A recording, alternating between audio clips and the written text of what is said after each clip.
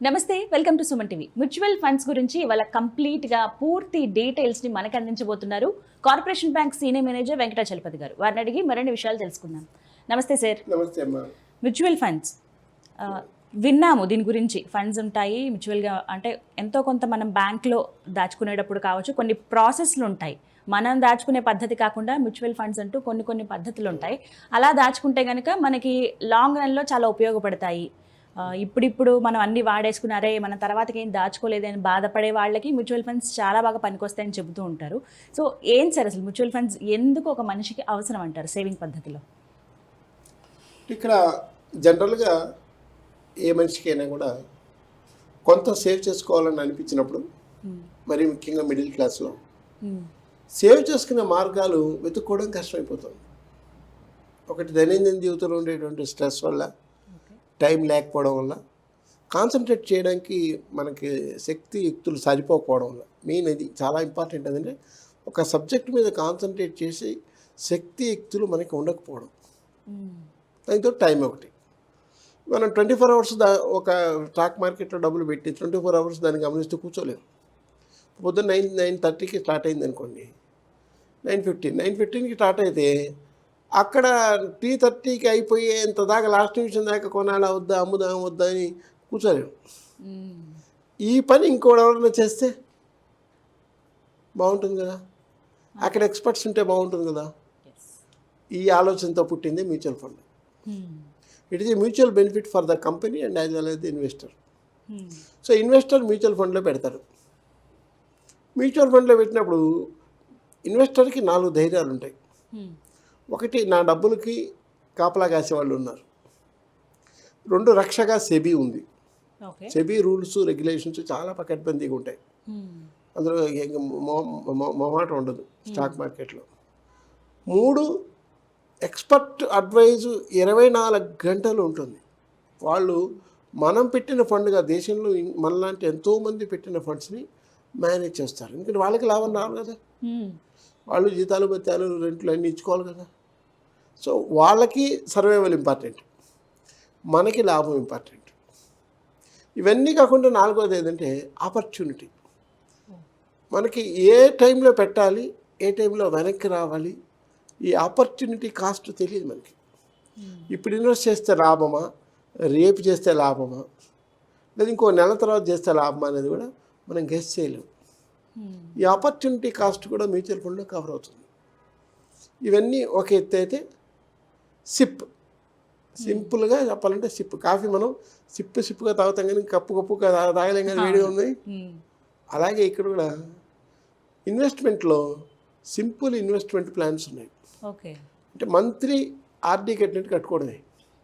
1000 రూపాయల నుంచి స్టార్ట్ చేసుకుంటే 1000, 2000, 1500, 3000 ఇట్లా ఉన్నాయి.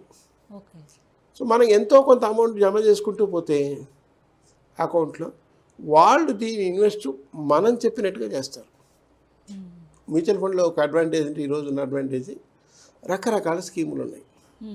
మనం స్టాక్స్లో పెట్టమంటే పెడతారు, అవునా, గోల్డ్లో పెట్టమంటే పెడతారు, లేదు డెట్ ఫండ్ ఓన్లీ ఇంట్రెస్ట్ వచ్చేటువంటి ఎఫ్డీల్లో పెట్టమంటే పెడతారు. కంపెనీ ఎఫ్డీలు కావచ్చు, బ్యాంక్ ఎఫ్డీలు కావచ్చు. సో ఇందులో ఒక 35% పెట్టండి, ఇందులో ఒక 60% పెట్టమంటే పెడతారు. ఇట్లా రకరకాల ఆప్షన్స్ కూడా ఉన్నాయి. లేదు మాకు ఒట్టి ఐటీ కంపెనీలో పెట్టండి అంటే దానికి ఒక స్కీమ్ ఉంది, దానిలో పెడతారు. ఇట్లా రకరకాల ఫీల్డ్స్, రకరకాల సెక్టార్స్, రకరకాల ఆప్షన్స్లో పెడతారు. కాబట్టి మ్యూచువల్ ఫండ్ అనేది ఈరోజు జనాన్ని లాగుతుంది. ఒకటి, చాలా మంది ఇంట్రెస్ట్ చూపిస్తున్నారు. అవునండి. ఎందుకంటే మనం నెలలో ఒక 2000, 3000 పెట్టేసి ఒక 3 ఏళ్ళ తర్వాత బ్యాంకులో ఎంత వస్తుంది, మ్యూచువల్ ఫండ్లో ఎంత వస్తుంది క్యాలిక్యులేట్ చేసుకుంటే జనరల్గా ఇక్కడే లాభం ఎక్కువ వస్తుంది మ్యూచువల్ ఫండ్స్లో. అది ఏ రకంగా అంటారు? కారణం ఏంటంటే వాళ్ళు ఇన్వెస్ట్మెంట్ యొక్క ఆ చాయిస్ వాళ్ళు తీసుకుంటున్నారు. ఆ డెసిషన్ మేకింగ్ అనేది ఇంపార్టెంట్ అవుతుంది. సో పలానా దాంట్లో పెడితే ఈవేళ డబ్బులు వస్తాయి, పలానా ఆల్రెడీ కొని పెట్టాం, ఇది అమ్మేస్తే బెటరు. ఈ ఆప్షన్స్ అన్నీ అక్కడ ఎక్స్పర్ట్స్ ఉంటారు కాబట్టి వాళ్ళు ఇదే పని 24 గంటలు. ఒక చిన్న సందేహం సార్, మనం అసలు ఎక్కడి నుంచి స్టార్ట్ చేయాలంటే ఎంత అమౌంట్తో స్టార్ట్ చేస్తే లాంగ్ రన్లో మనకి ఎంతో కొంత ఉపయోగపడుతుంది? ఎందుకంటే మీరు చాలాసార్లు చెప్పారు ఫోర్స్డ్ సేవింగ్ అనేది మీకు ఎప్పటికైనా ఉపయోగపడుతుంది. సో అందులో భాగంగా మేము ఎంత నుంచి స్టార్ట్ చేయొచ్చు, ఎంత అమౌంట్ నుంచి సేవింగ్ స్టార్ట్ చేయొచ్చు? మినిమం 1000 నుంచి కూడా చేసుకోవచ్చు అమ్మా. మినిమం 1000. అది విచిత్రం. ఇప్పుడు మనకు 1000 రూపాయలు ఉందనుకోండి ఈరోజు, ఇప్పుడు 3 రకాల క్యాపులు ఉన్నాయి. ఓకే. సో మిడ్ క్యాప్ అంటేనే ఒకటి, అంటే హై ఎండ్లో ఒకటి, మిడ్ ఎండ్లో ఒకటి, లో ఎండ్లో ఒకటి. స్టాక్ మార్కెట్ని 3 భాగాలుగా చేస్తే సపోజ్ 2270 కంపెనీలు ఉన్నాయి స్టాక్ మార్కెట్లో లిస్ట్ అయినవి. టాప్ 100 పెట్టామనుకోండి మన ఆప్షన్, అంటే మార్కెట్ క్యాప్ దృష్ట్యా టాప్ 100 ఏంటి అంటే share value into in number of షేర్లు ఎన్ని ఉన్నాయి అమ్మడానికి. అంటే బ్యాంకులో కొదవ పెట్టినవి కాకుండా, బ్యాంకులో కొదవ పెట్టిన షేర్లు అమ్మడానికి లేదు కదా, అది వాళ్ళు అమ్ముకుంటారు ఎప్పుడన్నా లోన్ బ్యాడ్ అయితే. ఏవైతే ఫ్రీగా ఉన్నాయో షేర్లు అవి ఇంటూ మార్కెట్ ఈరోజు రేటు వేస్తే మార్కెట్ క్యాప్ వస్తుంది, ఎం క్యాప్ అంటారు. ఈ ఎం క్యాప్ దృష్ట్యా టాప్ 100 ఏంటి వేస్తారు. 100 నుంచి మళ్ళీ 250 అది మిడ్ క్యాప్. 250 కన్నా తక్కువ ఎం క్యాప్ ఉండేవి లోయర్ అనమాట. అంటే మనం ఇందులో ఇన్వెస్ట్ చేయాలా, ఇందులో టాప్ 100లో చేయాలా, నెక్స్ట్ 150లో చేయాలా, ఆ మిగిలిన అన్నింటిలో చేయాలనేది కూడా మనం ఆప్షన్ ఇవ్వచ్చు. ఇందులో మళ్ళీ ఓపెన్ ఎండ్, క్లోజ్ ఎండ్ అని ఉన్నాయి. ఓపెన్ ఎండ్ అంటే ఆ స్కీమ్లో ఎప్పుడైనా జాయిన్ అవ్వచ్చు, అంశం కట్టేసి ఒక 50,000, 60,000, 70,000 మనకి ఎంత ఉంటే అంత కట్టి జాయిన్ అయిపోవచ్చు. లేదా ఇంకో నెల తర్వాత మళ్ళీ మనకి డబ్బులు వస్తే ఓపెన్ ఎండ్ కాబట్టి కట్టుకుంటూ పోవచ్చు. కొన్ని స్కీమ్స్కి క్లోజ్ ఎండ్ ఉంటుంది, అంటే ఈ నెలలో మాత్రమే. సపోజ్ నెక్స్ట్ నెలకి ఒక స్కీమ్ పెట్టారు, ఈ నెక్స్ట్ నెలలో ఇన్వెస్ట్ చేసే వాళ్ళది పలానా చార్ట్లు చూపిస్తారు. సో ఇట్లా మనకు నచ్చిన దాంట్లో పెట్టమంటే పెట్టేస్తారు. అంటే దానికి క్లోజ్ ఎండ్ ఉంటుంది. సపోజ్ ఒక 500 కోట్లు లేదా ఒక 1000 కోట్లు మాత్రమే దీనికి సేకరిస్తాము, ఆ 1000 కోట్లు అయిపోయిందని ఆపేస్తారు. అంటే వాళ్ళకి అప్పుడు ఒక ఆప్షన్ ఉంటుంది, మార్కెట్లో ఇంత పరిణామం జరిగే అవకాశం ఉంది కాబట్టి ఈ సెక్టార్లో ఇంత పరిణామం జరిగే అవకాశం ఉంది కాబట్టి ఈ కంపెనీలు పెరగచ్చు, ఈ కంపెనీలు తగ్గచ్చు, వాళ్ళకు ఒక అంచనా ఉంటుంది. సో అప్పుడు ఈ క్లోజ్ ఎండ్ స్కీమ్స్ పెడతారు. సో జనరల్గా క్లోజ్ ఎండ్ స్కీమ్స్లో అదొక అడ్వాంటేజ్ ఉంటుంది. వాళ్ళకి మార్కెట్ మీద అవగాహన ఉంటేనే క్లోజ్ ఎండ్ స్కీమ్స్ ఓపెన్ చేస్తారు.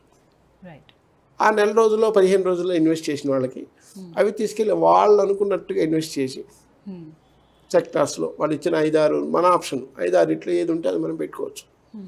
సో టాప్ 100లో నిఫ్టీలో పెట్టాం, లేదా టాప్ 100 నుంచి 250 మిడ్ క్యాప్లో పెట్టాం, లేదా స్మాల్ క్యాప్లో పెడతాం అన్నాం అనుకోండి, స్మాల్ క్యాప్లో పెడతారు. లేదా స్మాల్ క్యాప్లో ఓన్లీ మీరు ఫార్మాలో పెట్టండి అని పెడతారు. రైట్. సో ప్రాక్టికల్గా మాట్లాడుకుంటే మనకి ఒక పాండమిక్ ద్వారా చాలా పాఠాలు నేర్చుకున్నాం. అందులో భాగంగా మ్యూచువల్ ఫండ్స్ అనేవి ఇప్పుడు బాగా పెరుగుతున్నాయి, చాలామంది ఇంట్రెస్ట్ చూపిస్తున్నారు. సో కంక్లూడ్ చేద్దాము, ఏమని చెప్తారు ఒక కామన్ పర్సన్ లేకపోతే ఒక మిడిల్ క్లాస్ ఫ్యామిలీలో ఉన్న వాళ్ళు ఒక పర్సన్ సేవింగ్ చేయాలంటే కన్నా మ్యూచువల్ ఫండ్స్ తనకి ఎంత బాగా ఉపయోగపడతాయి? మ్యూచువల్ ఫండ్స్లో లాంగ్ రేంజ్ చూడాలి ఎప్పుడు కూడా. షార్ట్ రేంజ్లో చూస్తే ఇవాళ మార్కెట్ పడిపోవచ్చు, లేదా నెక్స్ట్ మార్కెట్ సపోజ్ నేను నా ఊహ చెప్తాను అంచనా, రాబోయే నెల లోపల మార్కెట్ పడిపోతుంది. సపోజ్ ఇప్పుడు 49,700 ఉంది ఇవాళ ఓపెనింగ్, అది ఒక 46కు 47కి పడిపోయింది అనుకుందాం. సెన్సెక్స్ 46,000కి 47,000 పడిపోయింది అనుకుందాం. పడిపోయినా కూడా మ్యూచువల్ ఫండ్స్లో వాళ్ళు ఎప్పుడు ఎలా ఇన్వెస్ట్ చేయాలి, ఏం చేయాలి అనేది ఆలోచిస్తారు. ఆ పడిపోయిన టైంలో ఇన్వెస్ట్ చేసినప్పుడు ఇంకా ఎక్కువ లాభాలు వస్తాయి. పడిపోయిన టైంలో మనకి ఎక్కువ షేర్లు వస్తుంది, ఎక్కువ ప్రాఫిట్ కూడా వస్తుంది. ఇవన్నీ కూడా మ్యాచ్ చేసుకుంటూ ఓవరాల్గా ఒక 3 ఏళ్ళు చూసుకుంటే, లేదా ఒక 4 ఏళ్ళ పీరియడ్ చూసుకుంటే బ్యాంక్ ఇంట్రెస్ట్ కన్నా ఎక్కువ వస్తుంది. అందుకనే ఈ పాండమిక్ వచ్చిన తర్వాత బ్యాంక్ రేట్లు పడిపోవడం యూనివర్సల్గా పడిపోయినాయి. ఇప్పుడు అమెరికాలో పావలా వడ్డీకి ఇస్తున్నారు, డిపాజిట్ చేస్తే తీసుకునే వాళ్ళు లేరు, పావలా వడ్డీ. అది పరిస్థితి. అది ఏం చేయాలి మరి? అట్లాంటప్పుడు ఇండియాలో కూడా పడిపోయింది ఇంట్రెస్ట్ రేట్లు, కాబట్టి జనం మ్యూచువల్ ఫండ్స్కి పోతున్నారు. వాళ్ళు కూడా ఇండియాలో గురించి ఇన్వెస్ట్ చేస్తున్నారు. కారణం ఇదే, అంటే మార్కెట్ ఎక్కడైతే ఎమర్జింగ్గా బాగుందో అక్కడ ఇన్వెస్ట్ చేసుకోవడం బెటర్ అని. సో అదొక్కటి గుర్తుపెట్టుకోవాలి mutual funds. Thank you so much sir, చాలా క్లియర్గా చెప్పారు. నమస్తే. చూసారు కదా, ఇది వాళ్ళ వీడియో. ఈ వీడియో కనుక మీకు నచ్చినట్టయితే లైక్ చేయండి, షేర్ చేయండి, కామెంట్ చేయండి, మా ఛానల్ను సబ్స్క్రైబ్ చేసుకోండి.